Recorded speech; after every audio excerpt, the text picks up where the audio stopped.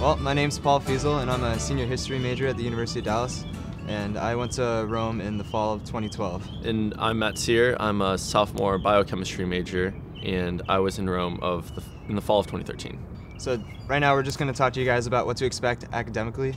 You don't really have any free time in Rome. You're always either studying or visiting a site somewhere or something to that effect. So finding time is the biggest thing, pretty much. Yeah, and you definitely have to get creative with like trying to find both places and like the time to study. One big help that I had was somebody told me to take advantage of the library before everyone else in the class did.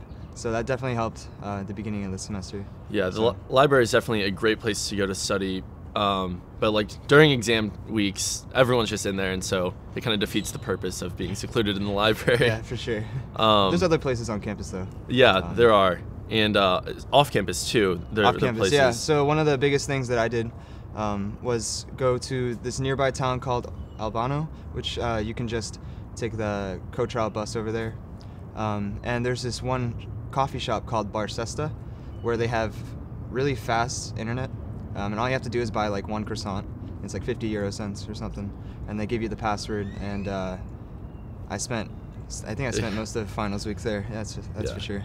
One thing that's really good to do in Rome is to work ahead. I read like a lot of the Greek tragedies over the summer, but I kind of wish I would have read the Shakespeare instead, because the Shakespeare comes later in the semester, and you don't have as much time for it. Like, you cover one play in 2 classes, and it's way too much reading to do over that period of time. And since it's later in the semester, you have other things going on in other classes, and so that's really difficult. And you'd be doing yourself a huge favor if you just kind of got ahead in the reading. Yeah, one class that you should definitely plan ahead for is Western Civilization, taught by Dr. Hatley himself, known as Silver Fox. Silver Fox.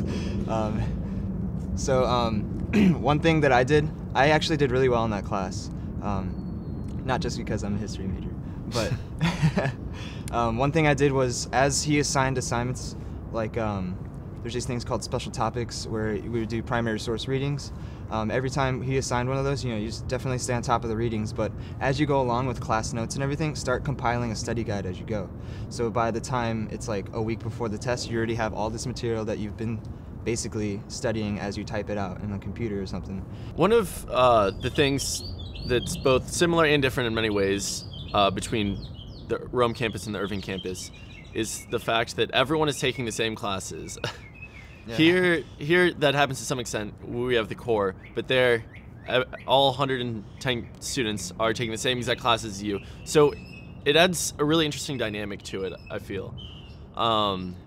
You're all working on the same things. So whenever you have a test or a paper coming up, like, it kind of helps because everyone is focusing on that, and so there isn't anyone who just like wants to go out like that night. And so also with like classes like Lit Trad, where you have to read like different plays, you do Greek tragedies and then you do Shakespeare plays. Some of my friends, they acted the plays out, and since we all had to read it, they figured might as well just read it in a group and just have different people play different roles, and it really helps you like get into the story better and understand it. And make sure you take sleep into account when you're prioritizing, because that's something that gets cut out of a lot of people's schedules in Rome. That's for sure. Towards the end there, you just get back home to the States and you spend a couple days sleeping. That's usually how it goes for most people. Just straight.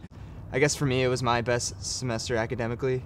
I got a really good GPA, and a lot of my friends said it was their worst. Other friends said it was their best. So the common trend is that it's either your best or your worst semester academically. But like what I'm saying is, just don't even worry. It's really easy to make it your best semester. If you just start off strong, you got a lot of cushion room, but don't look at it that way. So you gotta really stay on top of it. But it's really not that bad. Just all about time management.